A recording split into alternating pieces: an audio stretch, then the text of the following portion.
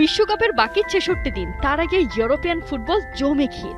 কারো লড়াইটা শিরোপা ধরে রাখার, তো কারো খরা কাটিয়ে ঘরে তোলার। এই দুই মিশনে বার্সেলোনা 10 on 10। রিয়াল মাদ্রিদের ভরাডুবিতে লিগে ট্রফি জয়ের আরও কাছে কাতালানরা।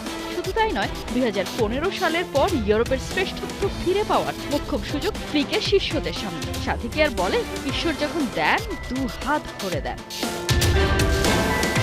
মেট্রোপলিটানোতে জয় আর মায়োর্কার বিপক্ষে রিয়ালের হারি বার্সাকে পৌঁছে দিয়েছে শিখরে। ৩০ ম্যাচে কাতালানদের পয়েন্ট এখন ৭৬, লস ব্লাঙ্কোদের ৬৯। সিজনে বাকি এখনো ৮ ম্যাচ। বার্সেলোনার জন্য হিসেবটা ইজি পেজি। এই মুহূর্তে ইয়ামালরা চাইলে ম্যাচ হারার মতো বিলাসিতাও করতে পারে।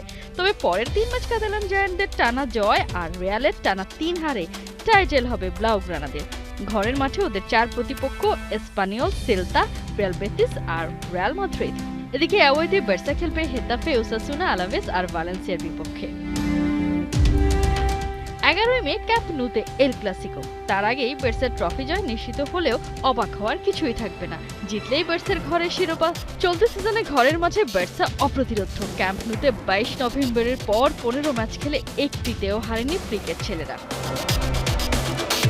শুধুই তো লা লিগা নয়, চ্যাম্পিয়ন্স লিগের সুদিন ফিরল বলে বার্সার। কোয়ার্টার ফাইনালে যে অ্যাটলেটিকোর বিপক্ষে মাঠে নামবে লেভারা, ওদেরকে লিগে হারিয়েছে গেল ম্যাচে। আত্মবিশ্বাসে টইটুম্বুর দলটা। লুইস এনরিকের সময় ছিল এই মেসেন, এবারে তা বদলে গেছে এলআরএলে। ১০৭ ম্যাচে ৩০০ গোল করে মেসি, সুয়ারেজ আর নেইমার জুটিকে ছুঁয়ে দিল লেভানডস্কি, রাফিনিয়া আর লামিন ইয়ামাল। এদিকে জীবন মৃত্যুর সন্ধিক্ষণে বার্সার রাইভাল টেবিলের তলানি দলের কাছে হেরে বেহাল রিয়াল। লিগ শিরোপা প্রায় অনিশ্চিত।